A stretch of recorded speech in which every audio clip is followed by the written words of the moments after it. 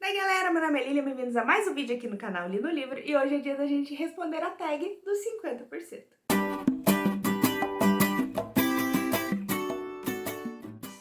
Chegou a hora de responder aquela tag queridinha pelo Booktube, né? A hora da gente fazer aquele balanço sobre as leituras que a gente fez até agora. Chegou a metade do ano e agora começa a bater aquele desesperinho para cumprir as metas de leitura. Será que eu li o que eu devia ter lido? Será que foi bom? Como está sendo o balanço? Mais boas leituras ou mais más leituras?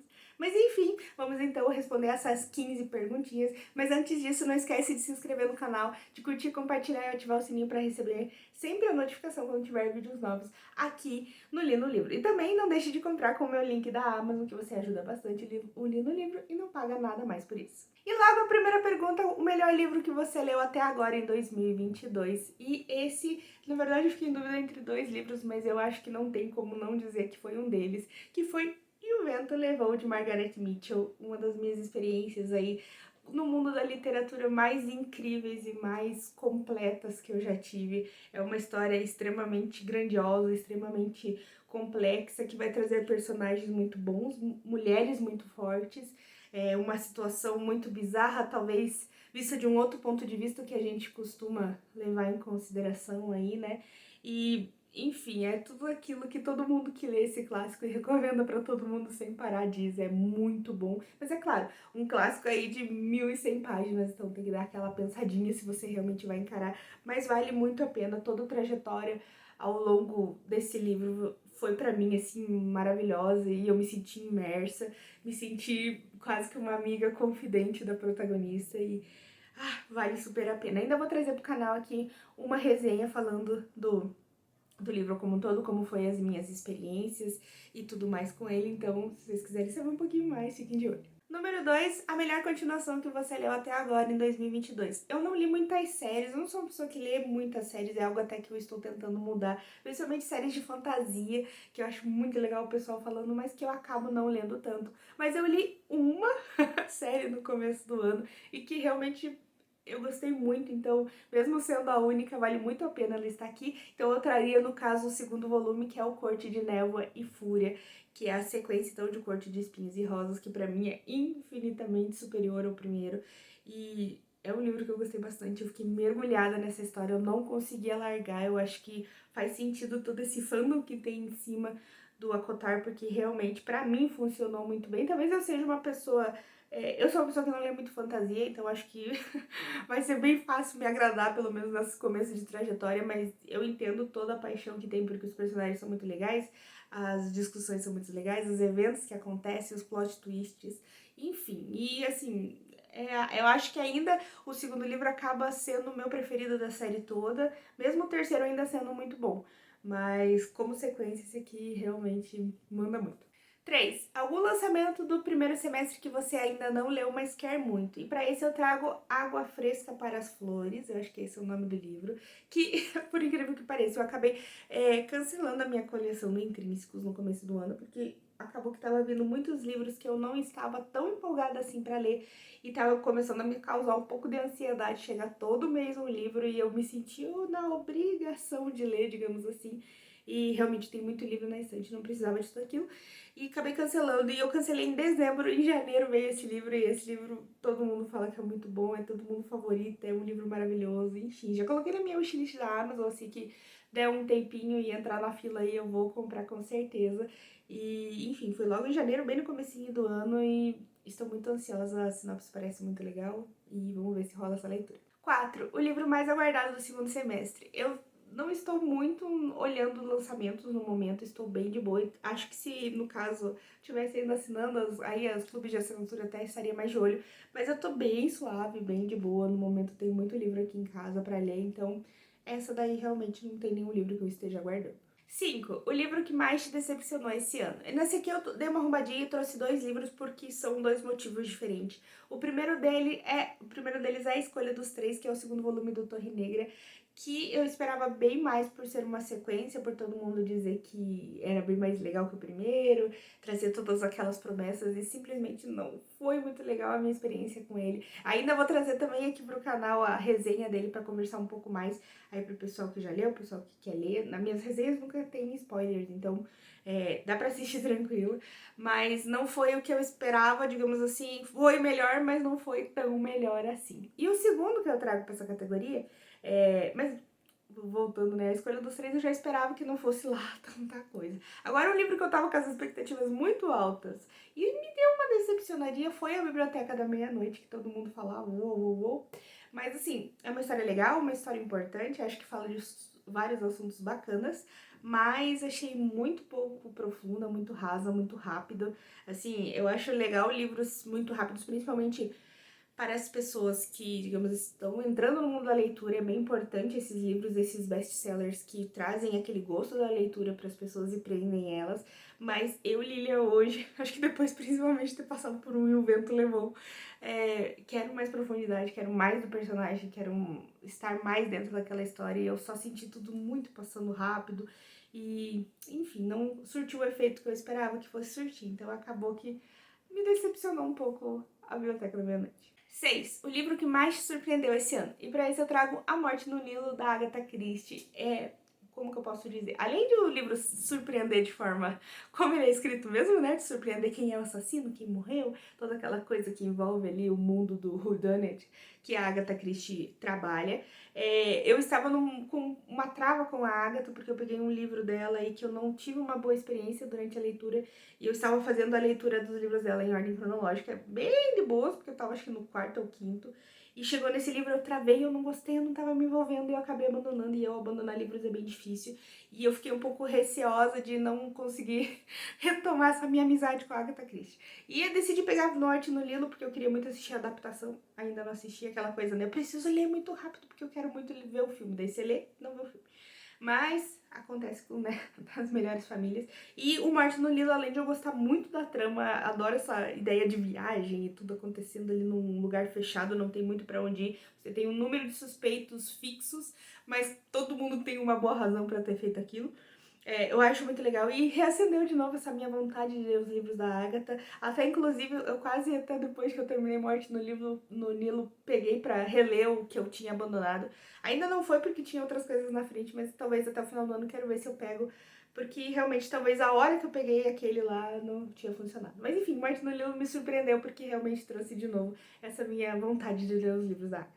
7. Um novo autor favorito, que lançou um livro aí no primeiro semestre ou que você acabou de conhecer, né? Conheceu recentemente. E para isso não tenho como não trazer a Sarah J. Maas, porque eu mergulhei na história do Corte, assim, li os 4 livros quase que em sequência e é muito imersivo, é muito bem escrito. Eu gosto muito da escrita dela, a forma como ela te prende, a forma como ela amarra as coisas. Então, acho que com certeza eu vou gostar de outras coisas que ela escreveu. Eu tenho aqui na minha estante, na verdade, só mais um livro dela que ela fez para aquelas lendas da DC, que é sobre a Mulher Gato, se eu não me engano. E provavelmente aí ao longo dos próximos tempos aí eu vou adquirir o Trono de Vidro, claro, para ler.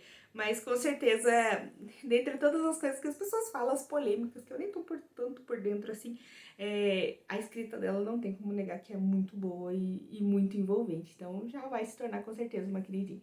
8. A sua quedinha por personagem fictício mais recente. E essa aqui eu vou falar, mas talvez 10 pessoas me julguem. Mas também pode julgar, não tem problema. Que é o Rhys da corte. Eu acho sensacional o personagem dele, assim, desde o momento que ele aparece até o final da história. Ele é um personagem muito legal. E, tipo, não só, né, por toda a sensualidade, todo o tiriri-tcharará dele ali ao longo da história, mas também como crescimento de personagem, o caráter que ele mostra, todas as ações dele, as justificativas e tiriri-tcharará. Enfim, gosto bastante dele. É isso aí. 9. Seu personagem favorito mais recente. E pra mim, vou trazer uma personagem aqui que eu acho simplesmente sensacional, que é a Annie Wilkes de Misery, que vai ser no caso, digamos assim, né, se fosse colocar em termos a vilã de Misery. E é um personagem muito bem construído, é um personagem colocado numa situação muito, muito massa. Tipo, eu acho que você gostar de personagens não é necessariamente concordar com o que eles fazem, ou concordar com o que, enfim, tá sendo dito, falado, enfim. Ela é uma personagem muito bem construída, uma personagem sensacional, uma personagem de certa forma até complicada, e eu não diria vitimizada, que é bem complicado, né? Mas ela é basicamente refém ali da condição psicológica dela, então eu acho que o King mandou muito bem criando esse personagem e, claro, arranjando os dois naquela situação ali tão extrema e tão peculiar, né? Mas, pra mim, de longe, um dos melhores personagens do King, porque nossa, Annie Wilkes com certeza é de dar pesadelo em qualquer pessoa. 10. O livro que te fez chorar no primeiro semestre. É muito difícil chorar com livros, mesmo livros que me emocionam, mesmo livros tristes, é bem difícil mesmo, assim, eu fico triste, eu fico bolada, mas eu não chego a chorar. E nessa passagem eu chorei, que foi E o Vento Levou. Eu vou contar mais ou menos o que aconteceu, porque não tem a ver com nada da história em si, digamos assim, de desfecho, não é um spoiler, né? Tem uma ocasião ali que tá acontecendo a guerra, né, a Guerra Civil Americana, e tem uma situação ali que o pessoal da cidade está esperando o desfecho de uma batalha que aconteceu, né, entre o sul e o norte. E nesse meio ali tem, claro, diversas mães, esposas, filhas, esperando, né. E tem um momento que eles vêm com a lista, então, de mortos, e uma das personagens acaba pegando, né, essa lista e vendo o nome do filho dela. E é simplesmente absurdo, assim, a sensação que aquilo te faz passar, porque, né, ela até fala uma frase assim, que ela tá, acho que fazendo, ia comprar umas botas pra mandar pro filho, porque o filho tava marchando descalço, né, e ele tinha escrito uma carta pra casa pedindo uma bota, né, que ele tava ali precisando, enfim, e daí essa mãe fala, né, pra uma outra personagem, acho que ele não vai mais precisar dessas botas, e é muito pesado, assim, você pensar que independente do lado da guerra, independente de quem esteja, digamos, certo ou errado, se é que existe isso dentro de uma guerra, é, é muito triste como todo mundo sofre, todo mundo perde alguém e aquelas muitas vidas sendo perdidas em massa, assim, muito jovem, então, enfim, é muito triste e realmente isso mexeu comigo e sempre faz, sempre mexe comigo, me faz refletir, né, tudo aquilo que todo mundo passou e mesmo a gente olhando hoje, né, é muito, acaba sendo um olhar frio você olhar para os números, para tudo que aconteceu e sem você pensar ali no meio mesmo, e se fosse meu pai, meu marido, meu irmão, enfim, foi pra acabar com a minha vida. 11. O livro que te deixou feliz nesse primeiro semestre. Para esse eu trago A Inquilina de Whitehall Hall, ou Senhora de Whitehall Hall, que eu acabei de fazer a leitura. E eu trago ele no categoria Me Deixou Feliz, não que o livro seja feliz ou o que acontece com a protagonista seja feliz, mas é porque, primeiro, eu fiquei muito feliz de terminar ele, porque era um livro que eu não dava muito, assim, digamos, não sei, muito mérito, que eu ia realmente gostar. Ele é um livro bem longo, umas 600 e poucas páginas aí, 650 páginas, e eu tinha um pouco de trava, porque depois de ler vários livros da Jane Austen, eu fiquei um pouco com medo dessa temática, esses livros mais ou menos nessa época não me chamarem tanta atenção. Mas foi uma surpresa muito grande, porque além de eu devorar esse livro e eu ficar tão frenética lendo ele, é muito interessante tudo que essa história traz, assim, e o quanto ela é à frente do seu tempo, como a Anne Brontë escreve de forma majestosa ali, falando de uma mulher que, apesar de ser super conservadora, é muito progressista, tipo, no ponto de vista que ela quebra algumas coisas, algumas barreiras da sociedade e decide agir por si própria, com o que ela acredita, defendendo os valores dela, enfim. Não vou entrar muito no mérito, mas é um livro muito rico, muito interessante e que me deixou muito feliz por isso, porque eu achei que realmente talvez eu não fosse comprar tanta história e eu comprei demais e eu me apaixonei e é maravilhoso. 12. A melhor adaptação cinematográfica que você leu, livro que você leu até agora. E esse de longe disparado não tem pra ninguém, é Misery, Louca Obsessão, como foi lançado aqui no Brasil. É uma adaptação muito boa, não é à toa que a Kate Bates ganhou um Oscar por esse filme, porque ela tá perfeita no papel, assim, apesar de eu achar, e entrando um pouquinho, falando um pouquinho, achar um pouquinho que a personagem do livro ela é um pouco mais do que a personagem da Kate Bates faz no filme, mas, assim, ela entrega tudo mesmo, ela é a Annie Wilkes perfeita e, cara, chega a dar um medo, assim, de um dia você cruzar com ela na rua, porque ela manda muito bem. E toda a aura mesmo, toda a vibe do livro mesmo é captada na adaptação e vale muito a pena. Os dois são muito bons. O livro acaba sendo, acho que, um pouco melhor, porque você tem aquele mergulho mais... Além de você passar mais tempo na história, mais tempo lendo o livro, você tá mais imerso em tudo que tá acontecendo ali, mais tempo, né, com o personagem. Mas o filme, nossa, não fica atrás nem um pouco. 13. Sua resenha favorita do primeiro semestre, escrita ou em vídeo. Eu não fiz muitas resenhas esse ano, o meu Instagram, coitado, tá lá falecido. E vídeos de resenha no começo do ano foi bem difícil de trazer vídeos pra vocês, agora que eu estou aí retomando o ritmo. Mas eu gostei muito de fazer a resenha do A Maldição do Cigano, ou A Maldição, né, como é lançado hoje em dia, porque foi uma história que eu gostei bastante, super rápida, super desenvolvida, e o filme também é muito bacana. Eu sempre gosto de fazer resenhas em que eu posso falar tanto do livro quanto do filme, e geralmente as resenhas do King, né, grande maioria tem, né, como eu falo dos dois, e A Maldição do Cigano foi bem legal, foi no começo do ano, estava gostando bastante das minhas leituras, só não estava com tanto tempo para gravar vídeos, então foi legal parar um pouquinho mesmo, que ali na correria mesmo que atrasado, mas acabou rolando. 14. O livro mais bonito que você comprou ou ganhou esse ano. Então esse ano aqui, só para trazer aqui pro canal, porque eu costumava trazer diversos, abrindo caixinhas, né, fazendo unboxing ou abrindo a caixinha da Intrínsecos principalmente, mas como eu parei com Intrínsecos, eu decidi fazer uma resolução para esse ano, porque realmente, desde que eu voltei a ler, que foi lá na metade de 2019, mais ou menos, eu comecei a adquirir muitos livros. Então,